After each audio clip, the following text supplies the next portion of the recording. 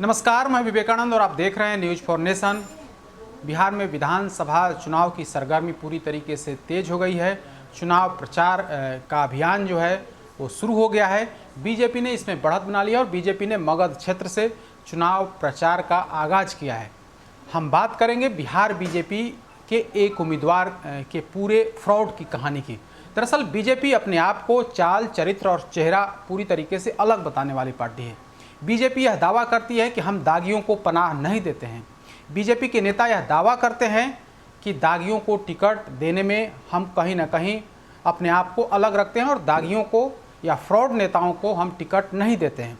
तो आज हम उसी का खुलासा करेंगे। वैसे हम लगातार इस मामले में लगातार खबर दिखा रहे हैं, खबर चला भी रहे हैं कि किस तरीके से दागियों को बिहार बीजेपी के नेता पनाह दे रहे हैं। बात हम अरवल विधानसभा क्षेत्र की करेंगे। अरवल में एक ऐसे उम्मीदवार को भाजपा ने प्रत्याशी बनाया है जिस पर फ्रॉड के एक नहीं बल्कि अनेकों केस दर्ज हैं। तो उन्हीं एक केस में से हम आज बताएंगे आपको कि देखिए अरवल में किस तरह के प्रत्याशी को बीजेपी ने उम्मीदवार बनाया है। क्या अरवल के लोगों के लिए, अरवल के लोगों पर पहले एक अपराधी को वहां पर टिकट दिया जाता था बीजेपी से, अब मतलब जिन पर कई गंभीर आरोप थे, अब जो नया जो कैंडिडेट बनाया गया है उन पर फ्रॉड के एक नहीं बल्कि करीब 1 दर्जन के आसपास केस हैं। 6-7 केस की पूरी जानकारी तो हमें है जिसमें उन्होंने फ्रॉड करके उन पर फ्रॉड का मुकदमा दर्ज है। राजधानी पटना की अगर बात करें तो राजधानी पटना में 6-7 ऐसे मामले फ्रॉड के दर्ज हैं। उसी फ्रॉड की कहानी हम आज आपको बताएंगे कि किस तरीके से बीजेपी के कैंडिडेट जो अरवल से बीजेपी के प्रत्याशी हैं दीपक कुमार शर्मा, उन पर गंभीर आरोप हैं। यह हम नहीं कह रहे हैं बल्कि जो आर्थिक अपराध इकाई है, बिहार की जो आर्थिक अपराध इकाई है, उसने जांच किया था और जांच में 27 लाख के फर्जीवाड़े की पोल जो है वो खोली थी। आर्थिक अपराध इकाई के एसपी के आदेश पर, उनकी जांच रिपोर्ट के आधार पर पटना एसएसपी ने जो वर्तमान में जो बीजेपी के प्रत्याशी हैं अरवल से दीपक कुमार शर्मा, उनके खिलाफ पटना के कोतवाली थाने में केस दर्ज कराया था। तो हम आज उस सबूत के साथ हम आपको बताएंगे कि देखिए यही सबूत है उस फर्जीवाड़े की।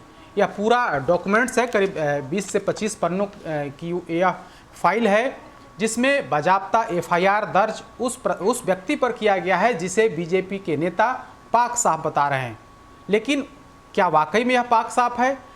बीजेपी के उम्मीदवार दीपक शर्मा ने जो अपना एफिडेविट नामांकन के समय जो दिया उसमें भी इन तमाम केसों का उल्लेख नहीं किया गया है।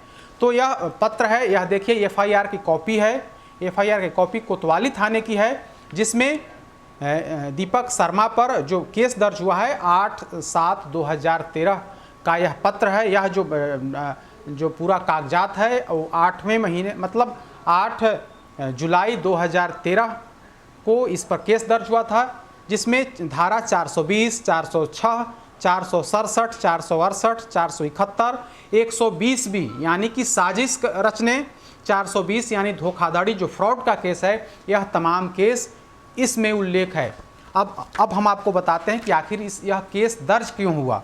तो दर्ज हुआ पटना एसएसपी के इस पत्र पर। देखिए पटना एसएसपी का यह पत्र है। यह पत्र 28/5/2013 का यह लेटर है जिसमें पटना के एसएसपी ने कोतवाली थाने को लिखे लेटर में कहते हैं कि पुलिस अधीक्षक आर्थिक अपराध इकाई के पत्र 23/5/2013 के संदर्भ में इस संबंध में आप तत्काल इन लोगों पर मुकदमा दर्ज करें। तो हम आपको बताते हैं कि आखिर मुकदमा दर्ज करने के पीछे आखिर वजह क्या थी। आखिर दीपक शर्मा, जिसे बीजेपी ने अभी हाल ही में प्रत्याशी बनाया है, उन्होंने अपना नामांकन किया और लगातार चुनाव प्रचार अभियान कर रहे हैं। आखिर हम दीपक शर्मा पर सवाल क्यों उठा रहे हैं? तो हम आपको बताते हैं कि दीपक शर्मा ने करीब 8 साल पहले पटना में जो सहकारिता विभाग की तरफ से 13 करोड़ का टेंडर लिया था, उस टेंडर में जो है 27 लाख के बैंक गारंटी जो जमा किया था वो फर्जी तरीके से जमा किया था। यानी उस बैंक गारंटी को, जिस बैंक की बैंक गारंटी उन्होंने टेंडर लेने में जमा किया, वो पूरी तरीके से फर्जी था। बैंक ने उसे जारी नहीं किया था, बल्कि इन्होंने फर्जीवाड़ा करके अपने यहाँ से उसे जारी करा लिया था और बैंक का मुहर और हस्ताक्षर उस पर कर लिया था। जब जांच में यह बात सामने आई कि बैंक ने इस नंबर से डॉक्यूमेंट्स जारी नहीं किया है, उसके बाद जब पूरे मामले की जांच हुई तब यह मामला जाकर के खुलासा हुआ। हम आपको बैंक का वह पत्र भी दिखाते हैं जिसमें बैंक ने स्पष्ट कर दिया था कि हमने इस नंबर का कोई बैंक गारंटी जारी नहीं किया है। तो देखिए दीपक शर्मा के फर्जीवाड़े की वो पूरी कहानी, जिसमें किस तरीके से पूरी साजिशन जो है साजिश करके दीपक शर्मा ने फ्रॉड किया था। तो यह पंजाब नेशनल बैंक का वह पत्र है। यह देखिए पंजाब नेशनल बैंक का यह पत्र, जिसमें स्पष्ट तौर पर लिखा गया है इस नंबर की कोई बैंक गारंटी शाखा से निर्गत नहीं हुई है। पंजाब नेशनल बैंक ने जो आवेदक हैं प्रेम रंजन, उनको यह सूचना दी है। इस पत्र के बाद आर्थिक अपराध शाखा ने, देखिए आर्थिक अपराध शाखा की यह जांच रिपोर्ट है। आर्थिक अपराध शाखा के इंस्पेक्टर ने जो जांच किया, वह जांच 1/3/2013 को आर्थिक अपराध शाखा के एसपी को इंस्पेक्टर ने जांच रिपोर्ट सौंपी है, जिसमें पूरे तौर पर बताया गया है कि दीपक शर्मा ने, जिसे बीजेपी ने प्रत्याशी बनाया है अरवल से, उसने फर्जीवाड़ा किया है। उसने 13 करोड़ के टेंडर लेने के लिए जो 27 लाख की बैंक गारंटी जमा किया, उस बैंक गारंटी पूरी तरह से फर्जी था। बैंक में भी जाकर के पंजाब नेशनल बैंक की शाखा में भी जब वहाँ पर जाया गया, वहाँ से उन लोगों से पूछताछ की गई तो उन बैंक ने भी लिखित बजाबता दिया कि इस तरह की कोई बैंक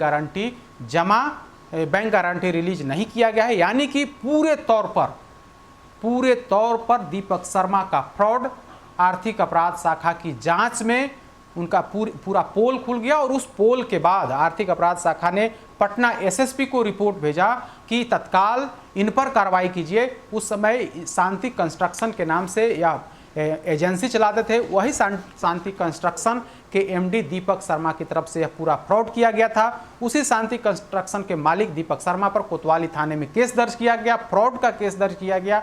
उसी दीपक शर्मा को बीजेपी ने अरवल से प्रत्याशी बनाया है। तो बड़ा सवाल यही है कि पहले बीजेपी वहाँ से एक दबंग, जिसे पांडव सेना का कथित तौर पर सरगना बताया जाता था, उस व्यक्ति को मैदान में उतारती थी बीजेपी। अब जो है एक बड़े फ्रॉड को, जिसे पटना में ही सिर्फ 7 से 8 केस फ्रॉड के दर्ज हैं, उस व्यक्ति को एक बार फिर से मैदान में उतार करके क्या यह मैसेज देने की कोशिश की गई है कि अरवल में हम कोई बेदाग चेहरा को नहीं उतार सकते हैं। सबसे खास बात तो यह कि पूरे केस को वो दीपक शर्मा ने पूरे केस को अपने हलफनामा में नामांकन के समय जो पूरा जो कागजात जो दिए जाते हैं, केस का जो पूरी विवरणी होती है, उस विवरणी को छुपा करके यह मैसेज देने की कोशिश की गई कि हम पूरे तौर पर पाक साफ हैं। लेकिन मामला अब सामने आ गया है। न्यूज़ फॉर नेशन आपको हर दिन एक खबर दीपक शर्मा के फ्रॉड की कहानी आपको बता भी रहा है। तो हम लगातार इस अभियान को आगे भी जारी रखेंगे। लेकिन हकीकत जो है वह पूरी तरीके से पोल जो है दीपक शर्मा की खुल गई है। और इस कागजात के माध्यम से हमने बताया है कि देखिए यह जो पेपर है वो पेपर झूठ नहीं बोलता है। लगातार जो जांच रिपोर्ट है, जांच रिपोर्ट यह चीख कर गवाही दे रही है कि दीपक शर्मा ने टेंडर लेने में बड़े स्तर पर खेल खेला था और उसी फ्रॉड को बीजेपी ने उम्मीदवार बना करके कहीं न कहीं अपनी प्रतिष्ठा को धूमिल करने का काम किया है। अधिक अपडेट्स के लिए देखते रहिए न्यूज़ फॉर नेशन। नमस्कार।